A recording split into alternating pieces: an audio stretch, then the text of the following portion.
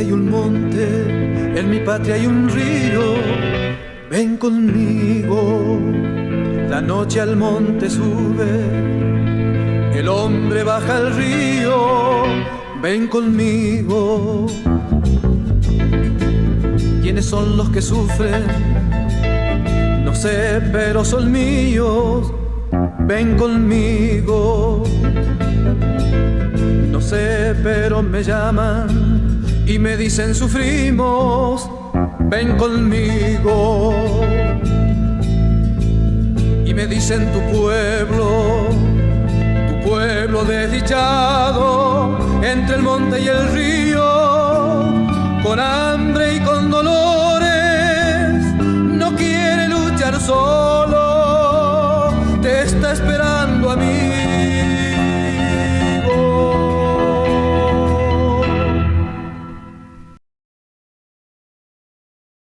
¿Qué tal? ¿Cómo están? Bienvenidos.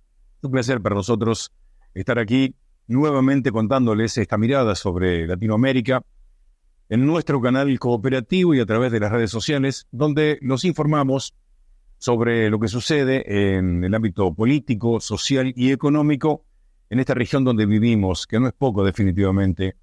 Y vamos a iniciar contándoles que la Iglesia Católica, a través de su máxima autoridad aquí en la República Argentina, durante el Te-Deum del 25 de mayo, le pegó muy fuerte en la cara a Milei y también a todo su gabinete. Vamos a escuchar al arzobispo de Buenos Aires.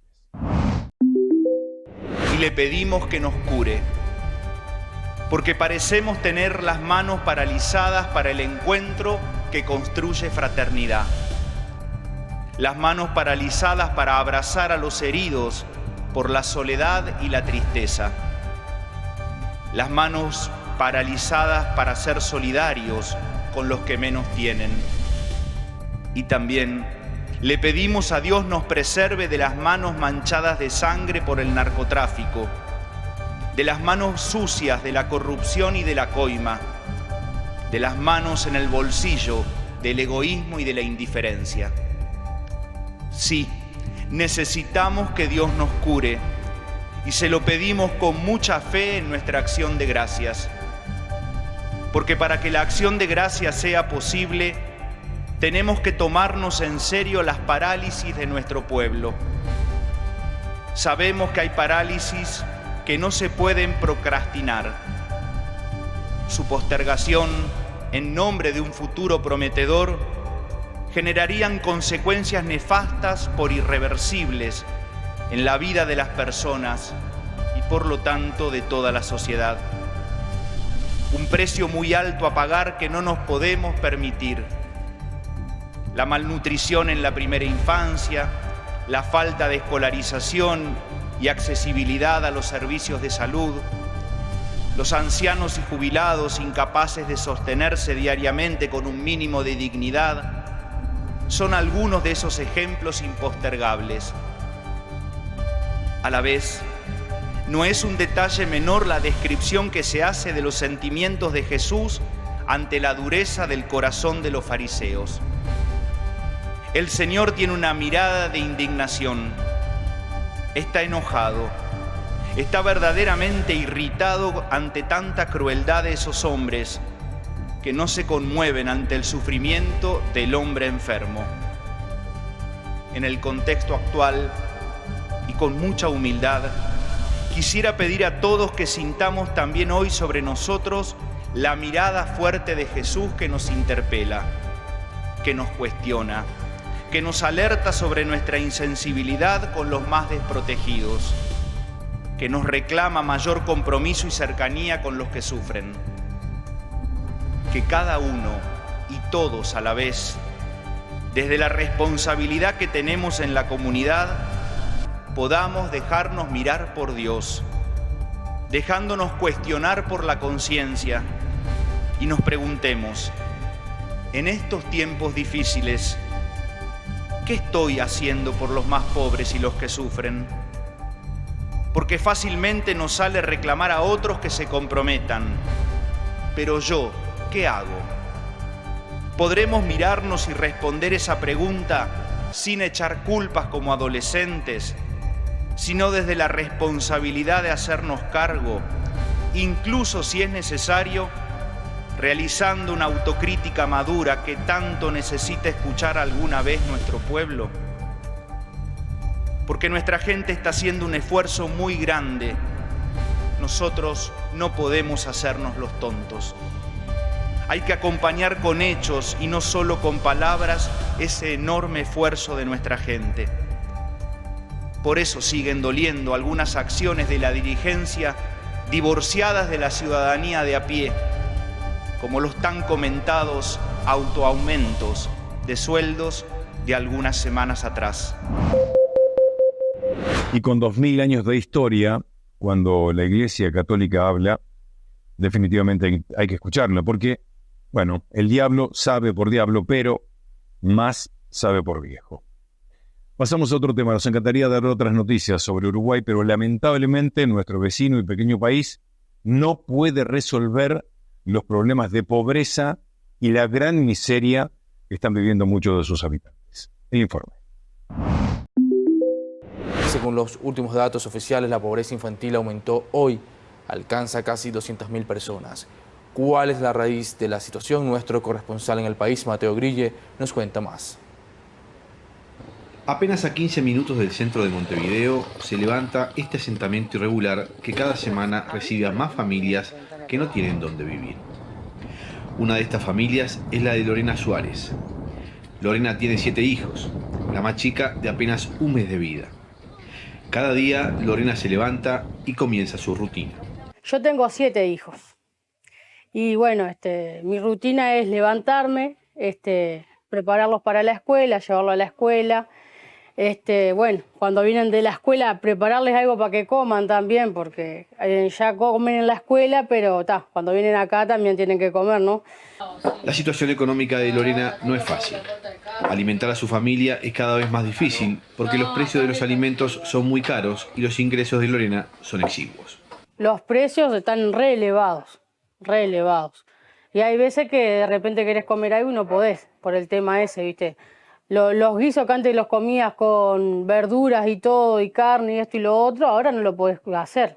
Tenés que comerte un guiso de verdura nomás, porque ya ni la carne. Los últimos datos oficiales señalan que la pobreza en Uruguay creció y fundamentalmente aumentó la pobreza infantil. Con 3.4 millones de habitantes, este país sudamericano tiene 157.000 niños viviendo bajo la línea de pobreza, lo que significa que el 20.9% de los niños menores de 6 años son pobres, casi duplicando la proporción de pobreza promedio de la población y 10 veces más que el porcentaje de pobreza en mayores de 65 años. Esta situación tiene consecuencias muy fuertes en otro fenómeno que es la reproducción de la desigualdad. Pensemos que un niño que nace en condiciones de pobreza tiene problemas alimentarios, vive una situación de estrés en el hogar, porque los padres están preocupados por situaciones, por ejemplo, de desocupación, de carencia de ingresos. Eso lleva a que las habilidades de esos niños no se potencien, que tengan más fracasos en el sistema educativo y que probablemente eso en su adultez conduzca a situaciones de precariedad laboral y también de pobreza. El Instituto Nacional de Estadísticas señaló que la pobreza infantil en 2023 representó el 19.7% de la pobreza total del país y experimentó un crecimiento del 18.6% respecto al 2022. Analistas aseguran que solucionar este problema requiere de políticas públicas focalizadas y de mucho más inversión social de la que hoy existe en Uruguay. Para atender la vulnerabilidad en el corto plazo, necesitamos que las transferencias de ingresos que se realizan a esos hogares sean mucho más potentes. Los especialistas también proponen que se aumente la cobertura de los centros educativos de primera infancia y los programas de acompañamiento familiar, todo lo cual requiere de mucho más presupuesto. Sin estas políticas es difícil pensar en una solución de fondo al problema. Por ahora, Lorena solo pide que le ayuden en los merenderos y ollas populares. Aquí la primera pausa en Informe de Sur y como siempre lo hacemos con algo de música. Ya venimos, gracias. En la calle yo me recibí, en el arte de sobrevivir, revolviendo basura, juntando lo que este sistema dejó para mí. Y a los que manejan el país, a esa gente le quiero decir, les propongo se cambien de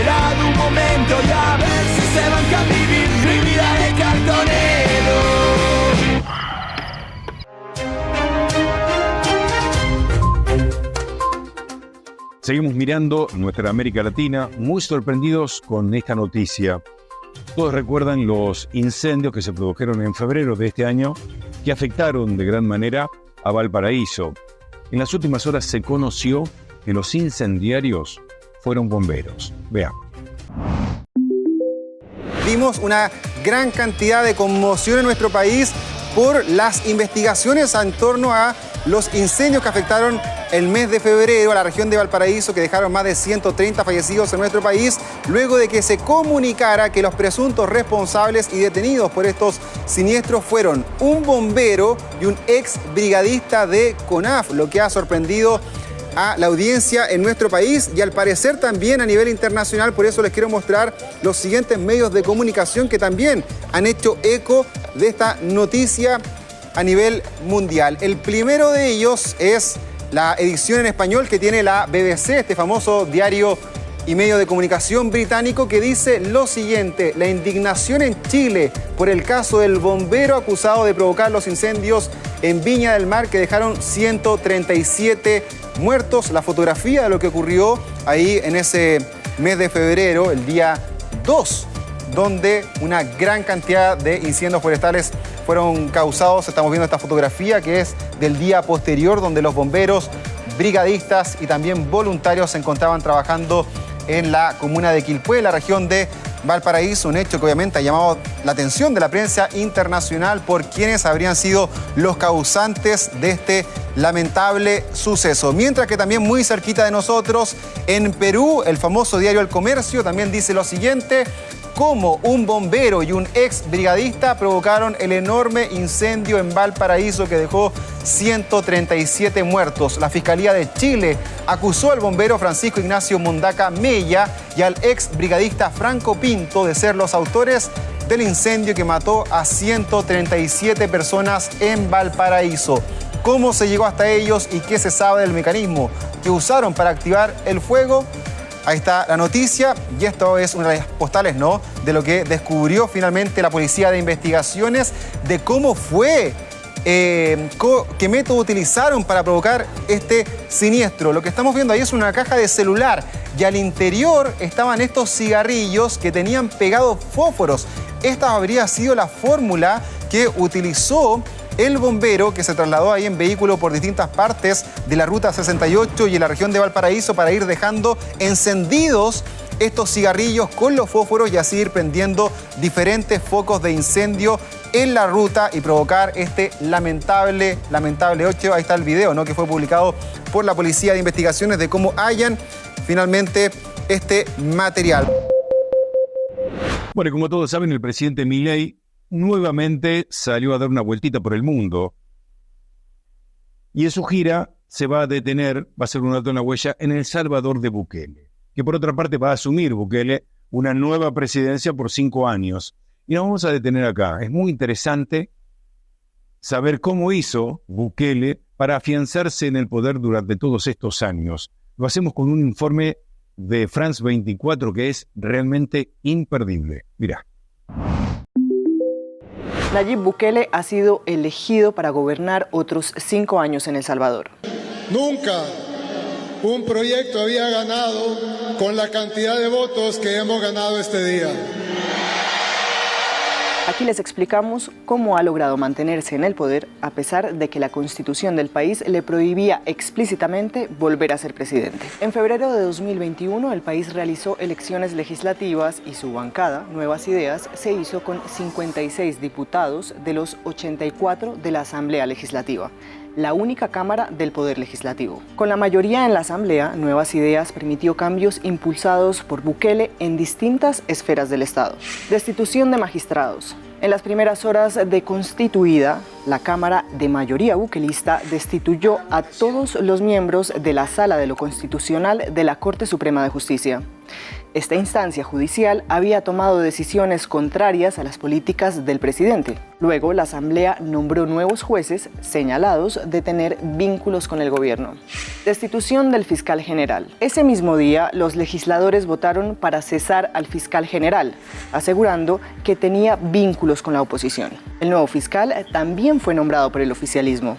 La medida, de acuerdo al medio local El Faro, vino acompañada del desmantelamiento de la unidad de la Fiscalía encargada de investigar justamente la corrupción en el seno del gobierno. Nombramientos en la Corte Suprema. La Asamblea también nombró a 10 magistrados de la Corte Suprema, a pesar de que la Constitución establece que la Cámara solamente puede nombrar por legislatura a 5 de los 15 integrantes del Alto Tribunal. Reforma al Poder Judicial. En agosto de ese año, la Asamblea, controlada por Nuevas Ideas, aprobó una reforma al Poder Judicial.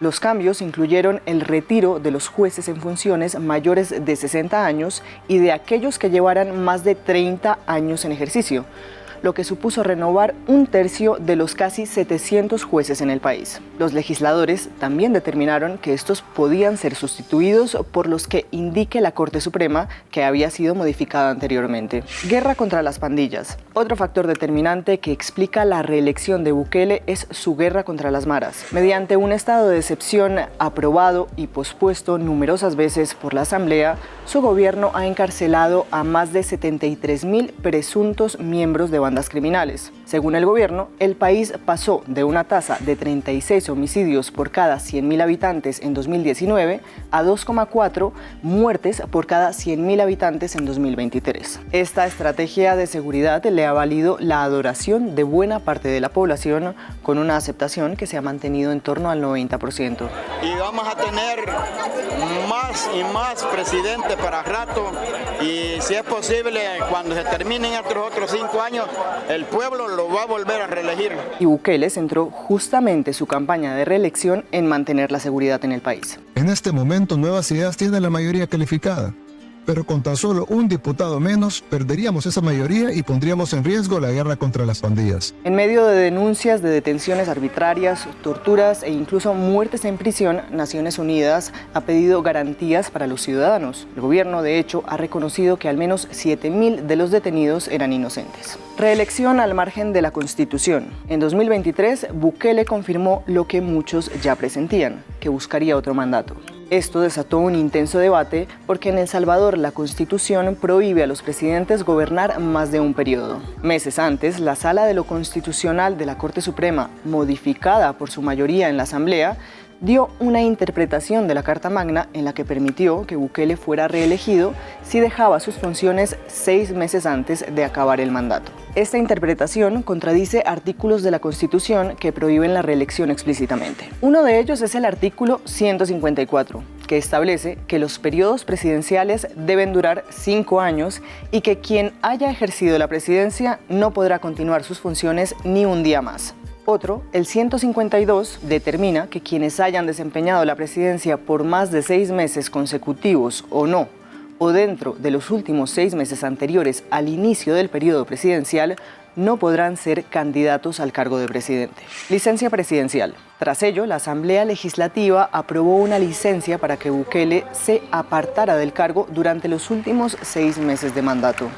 Medios de comunicación y libertad de expresión. El manejo que ha dado el gabinete a los medios es otro factor a analizar. Una investigación de la Universidad Francisco Gavidia encontró al menos 70 canales de YouTube con cientos de miles de seguidores y millones de visitas que promueven a Bukele y atacan a sus detractores. El periódico El Faro, crítico del gobierno, aseguró que algunos de estos youtubers que dicen apoyar espontáneamente al presidente tienen o han tenido contratos con el gobierno. Entre tanto, en el ranking internacional sobre libertad de prensa de Reporteros Sin Fronteras, El Salvador cayó del puesto 81 en 2019 al 115 en 2023, de 180 países analizados. El presidente Nayib Bukele ataca y amenaza a los periodistas no afines a su gobierno. El ejercicio periodístico está marcado por el acoso a medios críticos y la criminalización de la cobertura sobre seguridad pública y pandillas. Bukele se encamina ahora a otros 5 años de mandato en un país militarizado, en estado de excepción y sin contrapesos en los poderes del Estado. Y hasta aquí, muy bien, con toda la información. Ahora hacemos una nueva pausa. Los invitamos, como todos los programas, a seguirnos en nuestras redes sociales. Enseguida regresamos con más información, no se vayan.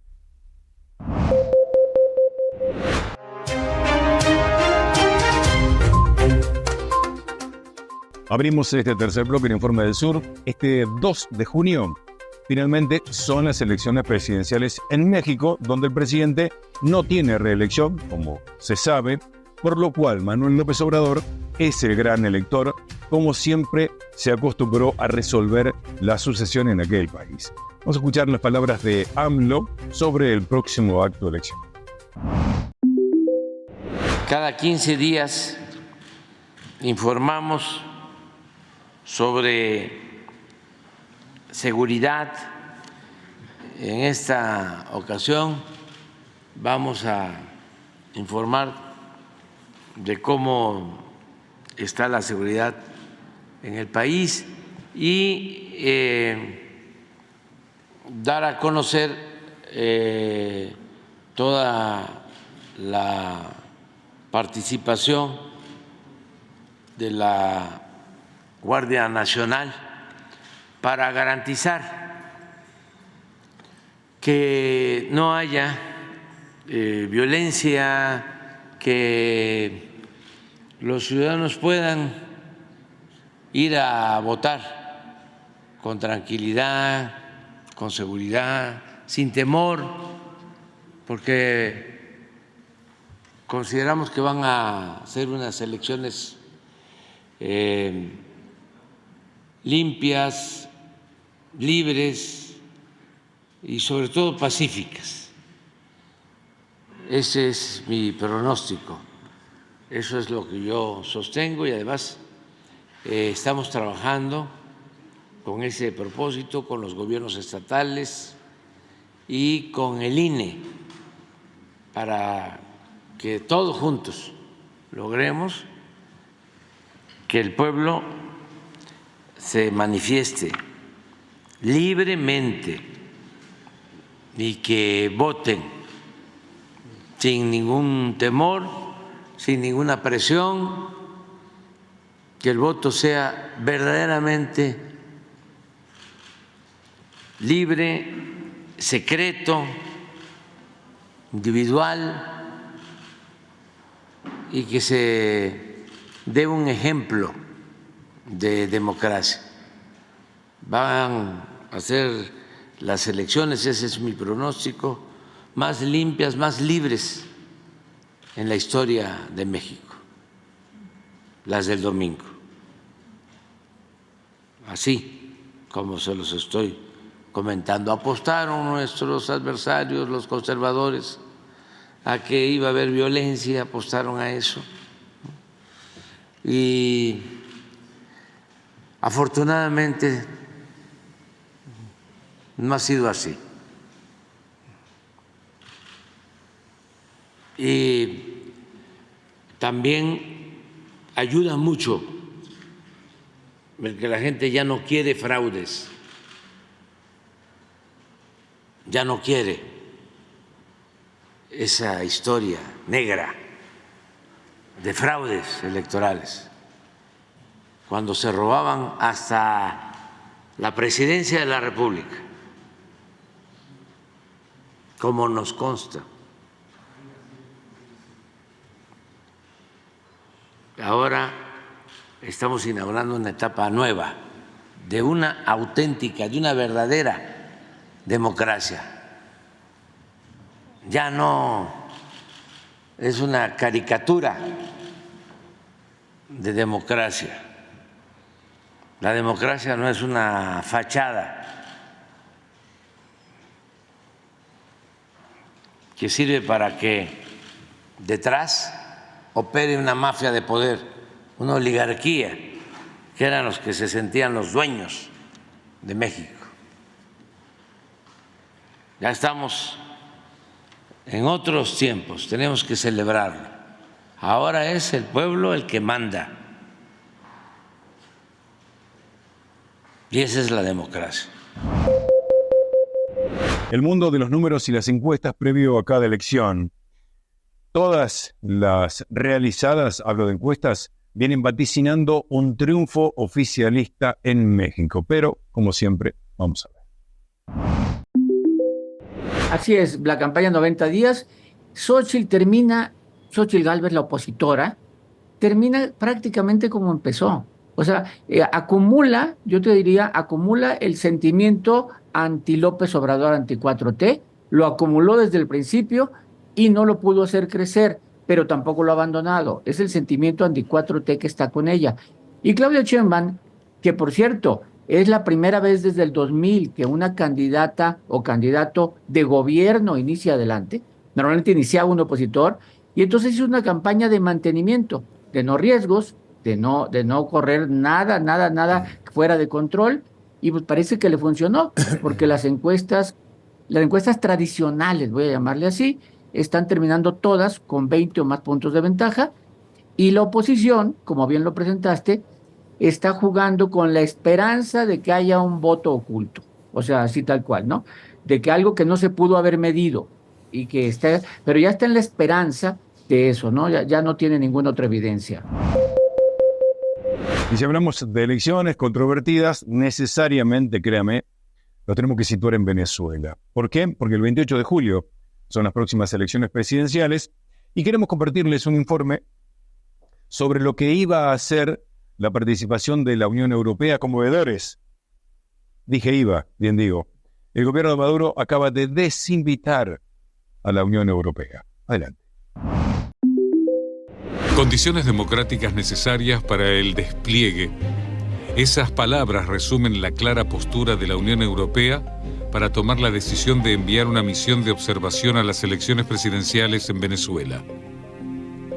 El 28 de julio próximo, los venezolanos irán a las urnas y en ese acto debería definirse la continuidad de Nicolás Maduro en el poder o, por el contrario, la consagración de Edmundo González Urrutia, el principal candidato de la oposición tras la polémica inhabilitación de María Corina Machado. Desde Bruselas, en el edificio del Servicio Exterior de la Unión Europea, hablan de un momento clave y enumeran una serie de condiciones que fueron confirmadas a Canal 26 y que tendrán que ser aceptadas por el gobierno bolivariano para que la fiscalización se concrete. Entre ellas, el acceso a la totalidad de las mesas electorales, un vínculo directo y claro con la prensa e independencia absoluta para dicho proceso. Si todo esto se cumple, la Unión Europea enviará una misión integrada por 100 observadores. Y no se aceptará ni uno menos. Tienen que ser los 100 que tenemos previsto, advierten desde el bloque continental. Si bien la invitación formal fue extendida por el propio gobierno de Maduro, las dudas sobre cómo actuará el mandatario no son pocas. Nicolás Maduro asumió el poder en el año 2013 y el 28 de julio próximo irá por más, restándole importancia al colapso económico, las denuncias de fraude electoral en los últimos comicios y las sanciones y fuertes cuestionamientos que recibe por parte del mundo, incluida la propia Unión Europea. Nos quedamos en Venezuela. Dirigentes opositores afirman que Maduro debe prepararse para entregar el poder porque va a perder estas elecciones. De hecho, González Urrutia, el candidato opositor, lleva más de 20 puntos de ventaja en las últimas encuestas. Y el cansancio, se puede decir, y el hartazgo de un gobierno que no ha podido satisfacer a los venezolanos parece que está llegando a su fin, como otros procesos en nuestra América Latina. El presidente Maduro parece sucumbir frente a las nuevas exigencias de la sociedad venezolana, que abre de esta manera la expectativa de un nuevo y diferente bloque de gobierno, que es liberal y que también es proamericano. Pero claro, para la CNN esto no va a ser así de ninguna manera, y Corina Machado está pidiendo veedores internacionales para las próximas elecciones. Usted recién nos decía que quisiera que vengan misiones electorales de la ONU, de la Unión Europea, del Centro Carter, pero ¿qué responde a quienes dicen que la trampa del régimen va a estar en el proceso electoral, que no es equitativo y no necesariamente en el conteo de votos, y que por lo tanto las misiones de observación internacional podrían terminar convalidando unas elecciones fraudulentas? Bueno, eso depende de la calidad de la misión y de los términos del memorándum de entendimiento que firmemente acuerde con el Consejo Nacional Electoral, porque si vienen a observar un proceso y no tienen derecho a involucrarse en todas las actividades relevantes, incluso las que ya han ocurrido, si no tienen derecho a interactuar con todos los actores, si no tienen derecho a hablar y denunciar? Entonces, bueno, efectivamente no tienen ninguna utilidad, pero estos son organismos que tienen larga experiencia y además yo creo que están muy claros de cuáles son las condiciones en las que vienen a Venezuela. Muy bien, amigas y amigos, esto ha sido todo. Aquí cerramos este contacto semanal y, por supuesto, el agradecimiento de siempre, ¿sí? Como dijera la señora Villarruel. Gracias. Hasta la semana que viene. Hola villarruelines, ¿cómo les va? Les quiero mandar un beso grande, agradecerles mucho su apoyo, como apoyo con repollo.